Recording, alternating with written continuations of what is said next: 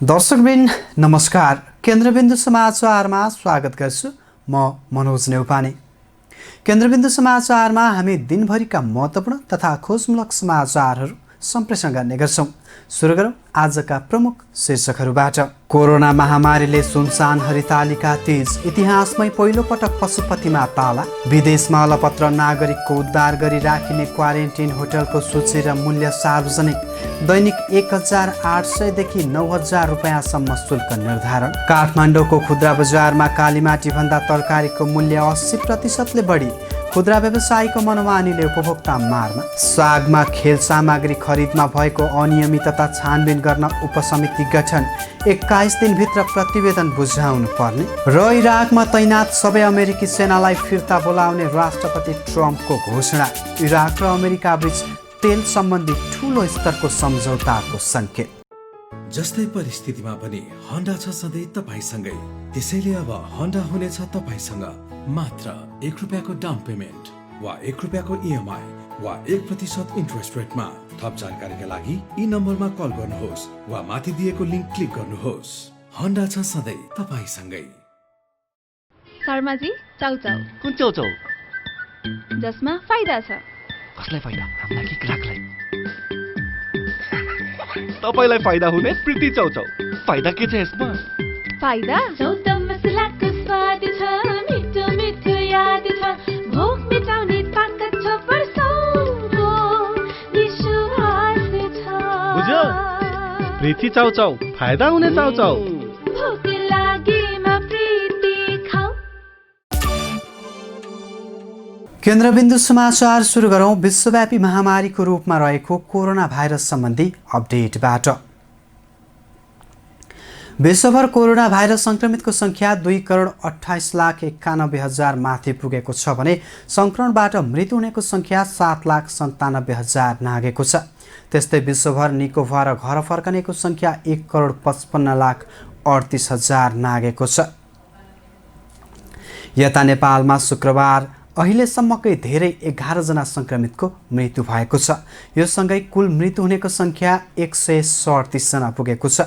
त्यस्तै शुक्रबार मात्र नेपालमा 838 जना सङ्क्रमित थपिएका छन्। यो सहित नेपालमा कुल सङ्क्रमितको सङ्ख्या 30,483 जना पुगेको छ। विगत 24 घण्टाको अवधिमा काठमाडौँ उपत्यकामा मात्रै 182 जनामा कोरोना सङ्क्रमण पुष्टि भएको छ। स्वास्थ्य तथा जनसङ्ख्या मन्त्रालयका प्रवक्ता डाक्टर जागेश्वर गौतमका अनुसार शुक्रबार 250 जना कोरोना सङ्क्रमण मुक्त भएका छन्। यससँगै कुल निको हुनेको सङ्ख्या 18,214 जना पुगेको छ। अब पुरा समाचार। इराकमा हाल 5,000 भन्दा बढी अमेरिकी सैनिक तैनात छन्। तर अब भने अमेरिकी राष्ट्रपतिले सबै सेना फिर्ता बोलाउने घोषणा गरेका छन्। इराकी प्रधानमन्त्री मुस्ताफा अल कादिमीसँग व्हाइट हाउसमा बिहिबार भएको भेटका क्रममा राष्ट्रपति ट्रम्पले उक्त योजनाका बारेमा जानकारी गराएका हुन्। हेरौँ पुरा समाचार। अमेरिकी राष्ट्रपति डोनाल्ड ट्रम्पले इराकमा तैनात सबै अमेरिकी सेनालाई जति सक्दो चाँडो स्वदेश फर्काउने पुनः प्रतिबद्धता व्यक्त गरेका छन्। इराकी प्रधानमन्त्री मुस्तफा अल कादिमीसँग व्हाइट हाउसमा बिहिबार भएको भेटका क्रममा राष्ट्रपति ट्रम्पले उक्त योजनाका बारेमा जानकारी गराएका हुन्। इराकमा पछिल्ला वर्षहरूमा इरान समर्थित अतिवादीहरूको प्रभाव बढ्न थालेको तथा इस्लामिक स्टेटका लडाकुहरू पुनः सक्रिय हुन थालेको भन्दै प्रधानमन्त्री मुस्तफाले राष्ट्रपति ट्रम्पसँग विचार विमर्श गरेका थिए। व्हाइट हाउसमा प्रधानमन्त्री मुस्तफासँगको भेटमा राष्ट्रपति ट्रम्पले इराक छाड्न अमेरिका बेग्र प्रतीक्षामा रहेको र आफू त्यो दिनको प्रतीक्षामा रहेको बताएका छन्। ट्रम्पले आजसम्म आफ्नो समूह इराकमा भएको र अब इराक छाड्ने तयारीमा रहेको भन्दै जति सक्दो चाँडो इराकबाट बाहिरिने जानकारी गराएका हुन्। ट्रम्पले दुई देशबीच जहिले सुमधुर सम्बन्ध रहेको र अब दुई देशबीच ठुलो स्तरमा तेल सम्बन्धी सम्झौता हुन लागेको बताएका छन्। हाम्रा तेल कम्पनीहरूले इराकमा ठुलो लगानी गर्दैछन्। हाम्रो विश्वासमा इराकीहरूले आफ्नो मुलुकको रक्षा आफै गर्न सक्षम छन्, ट्रम्पले भनेका छन्। अमेरिकी सेना फिर्तीको समय सीमाका बारेमा सोधिएको एक प्रश्नमा अमेरिकी विदेश मन्त्री माइक पोम्पेले अमेरिकाको अभियान समाप्त भए लगत्तै इराक छाड्ने बताएका छन्। उनले राष्ट्रपतिले इराकमा तैनात अमेरिकी सेनाको सङ्ख्या कटौती गर्न आदेश दिइसकेको र त्यही अनुसार काम अघि बढेको जानकारी गराएका छन्। इराकमा हाल 5000 भन्दा बढी अमेरिकी सैनिक तैनात छन्। गत महिना अमेरिकाबाट वरिष्ठ सैनिक जनरलले इराकमा सानो सङ्ख्यामा अमेरिकी सैनिक तैनात रहने बताएका थिए। अमेरिकी केन्द्रीय कमान्डका कमान्डर जनरल फ्र्याङ्क म्याकेन्जीले इराकी सरकारले अमेरिकी सेनाको उपस्थितिलाई स्वागत गर्ने विश्वास व्यक्त गरेका छन्।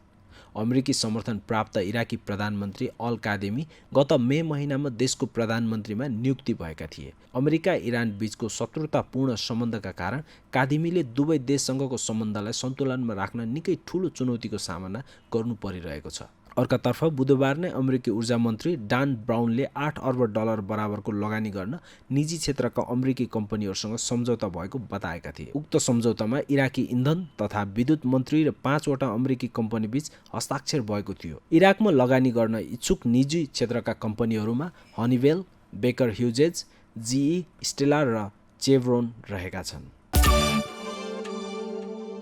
13औं दक्षिण एसियाली खेलकुद सागमा खेल सामग्री खरिदमा भएको अनियमितताका सम्बन्धमा उजुरी परेसँगै छानबिनका लागि उपसमिति गठन भएको छ।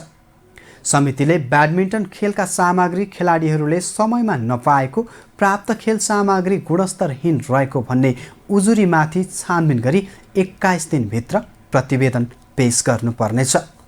हेरौँ यो रिपोर्ट।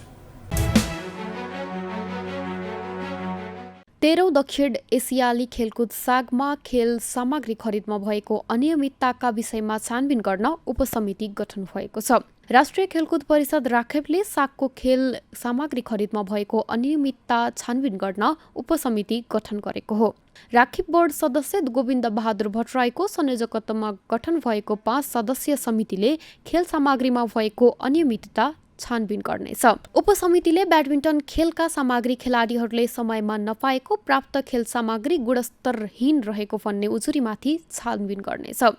उपसमितिका संयोजक भट्टराईले खेलकुद सामग्रीको गुणस्तर चित्त बुझ्दो नभएको, कोटेसन अनुसारको स्टोर दाखिला नभएको, स्टोर दाखिला भएका सामग्री खेलाडीहरूले प्राप्त नगरेको लगायतका विषयमा छानबिन हुने बताए। अहिले ब्याडमिन्टनका खेल सामग्रीमा भएको अनियमितताका विषयमा निवेदन प्राप्त नभएकाले सोही विषयमा छानबिन गरिने उनको भनाइ छ। अरू क्षेत्रबाट पनि खेलाडी प्रशिक्षकहरूले प्रमाणसहित उजुरी गरेको खण्डमा राखेप र मन्त्रालयले छानबिन गर्ने उनको भनाइ छ।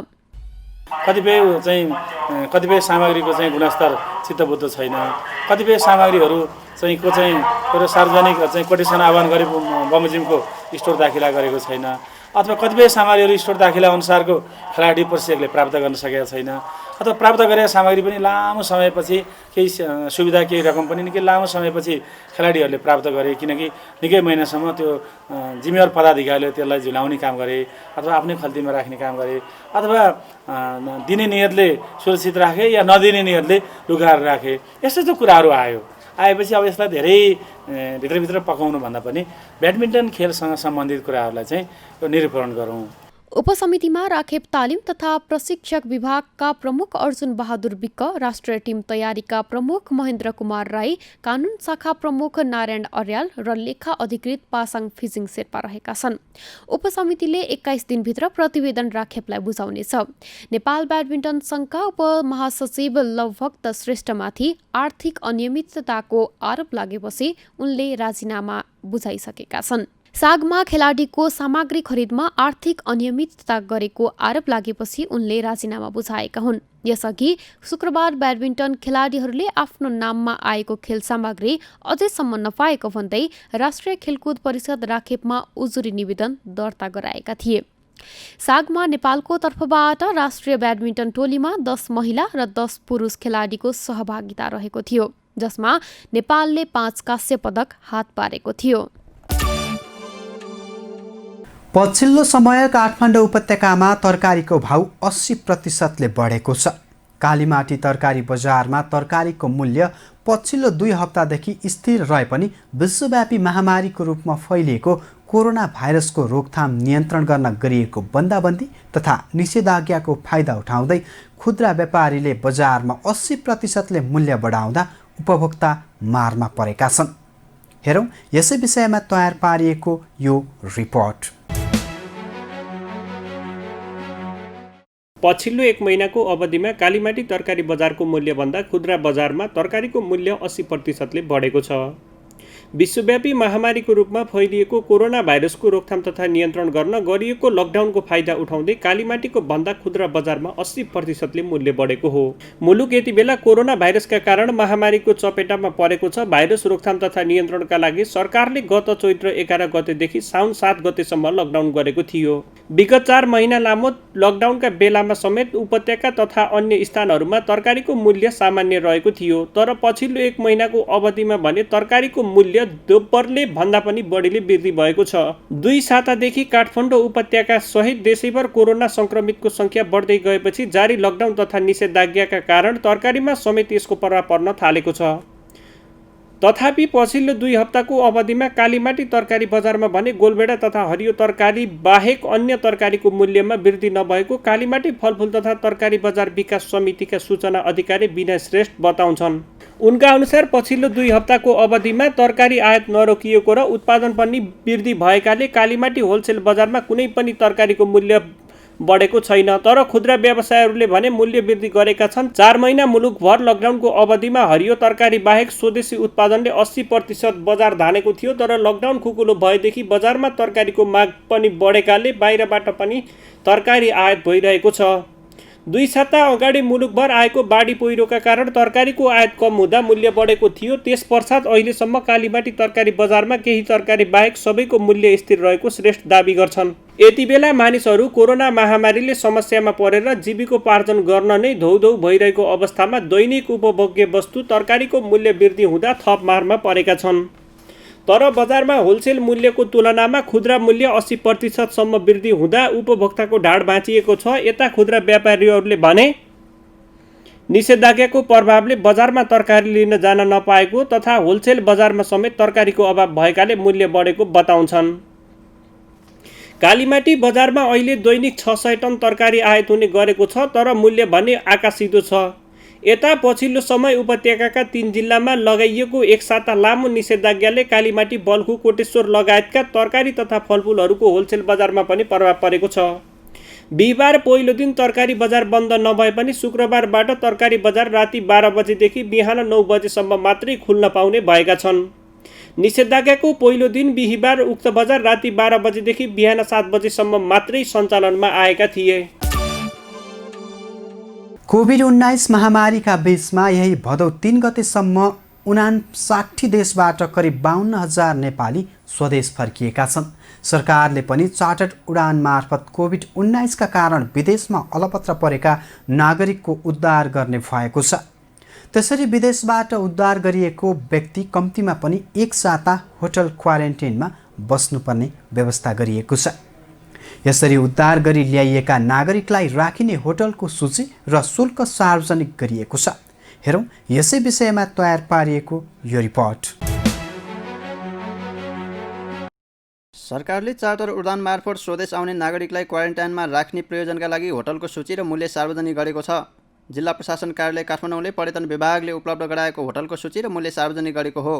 सार्वजनिक गरिएका होटलमा 3500 शय्या क्षमता रहेको छ। पर्यटन विभागका सूचना अधिकारी सुरेन्द्र थापाले स्वास्थ्य सम्बन्धी मापदण्ड पालना गर्न सक्ने क्षमता भएका होटललाई क्वारेन्टिनका रूपमा प्रयोग गर्न सूचीकृत गरिएको जानकारी दिए। सकभर आइसोलेटेड क्षेत्रमा भएका, कम्पाउन्ड भएका, बाहिरी व्यक्तिसँग घुलमिल हुन नसक्ने, सामाजिक दूरी कायम गर्न सक्ने होटललाई सूचीकृत गरिएको उनले जानकारी दिए। होटल व्यवसायी महासङ्घ, होटल एसोसिएसन तथा व्यवसायीसँग छलफल गरेर क्वारेन्टाइन होटलको सूची सार्वजनिक गरिएको उनको भनाइ छ। पर्यटकीय क्षेत्र ठमेल, ताहाचल, गौशाला, 32 पुतली, दरबार मार्ग, सानो गौचरण, नक्साल, भक्तपुर, लाजिमपाट, गोदावरी, कमलादी, स्वयम्भू, झम्सीखेल, बुढा नीलकण्ठ, लैनचौर, कमलपोखरी र बागबजार क्षेत्रका होटललाई क्वारेन्टाइनका रूपमा प्रयोग गरिनेछ। विभागले क्वारेन्टाइनमा प्रयोग गरिने पर्यटकीय स्थलको होटलको मूल्य र खानाको मेनु पनि सार्वजनिक गरेको छ। 5 तारे होटलमा एकल 9,000 रुपियाँ र 2 जना साझेदारीमा बस्नेका लागि प्रति व्यक्ति 6,000 रुपियाँ तोकिएको छ। यस्तै 4 तारे होटलमा एकल 8,000 रुपियाँ र 2 जनाको हकमा प्रति व्यक्ति 5,500 रुपियाँ, 3 तारे तथा डिलक्स रिसोर्टमा 1 जनाको 6,000 रुपियाँ र 2 जनाको हकमा प्रति व्यक्ति 5,000 रुपियाँ तोकिएको छ। यस्तै 2 तारेमा एकल 5,000 रुपियाँ र 2 जना भएमा प्रति व्यक्ति 3,500 रुपियाँ तोकिएको छ भने 1 तारेमा एकल 4,000 रुपियाँ र 2 जना भएमा प्रति व्यक्ति 2,500 रुपियाँ तोकिएको छ। यस्तै पर्यटकीय होटलमा एकल 2,800 रुपियाँ र 2 जना भएमा प्रति व्यक्ति 1,800 रुपियाँ शुल्क तोकिएको छ। पर्यटक स्तरको होटलले क्वारेन्टिनमा बस्ने व्यक्तिलाई बिहानको नास्ता, खाना, खाजा र बेलुकाको खाना खुवाउनु पर्नेछ। टाढे होटलले खुवाउने खाना आफ्नै ढङ्गको हुनेछ। केन्द्रबिन्दु समाचारमा अब आजको टप 1 न्युजको पालो। कोरोना भाइरसको असर यस वर्ष हरितालिका तीजमा पनि राम्रैसँग परेको छ। लाखौं भक्तजनले भरिभराउ हुने पशुपति क्षेत्र यसपटक इतिहासकै पहिलोपटक सुनसान बन्यो। देशभरका अन्य शिवालय मन्दिर पनि कोरोनाका कारण सुनसान रहे भने नाचगानसहित हर्षोल्लासका साथ सम्पन्न हुने हरितालिका तीज यसपटक घर घरमै सीमित बन्न पुग्यो। हेरौँ यसै विषयमा तयार पारिएको यो रिपोर्ट। कोरोना भाइरस संक्रमणबाट बस्न काठमाडौँ उपत्यका यति बेला पूर्ण निषेधाज्ञामा गुज्रिरहेको छ। यो विषम परिस्थितिले इतिहासकै पहिलो पटक महिलाहरूको विशेष पर्व हरितालिका तीज यो वर्ष विशेष बन्न सकेन।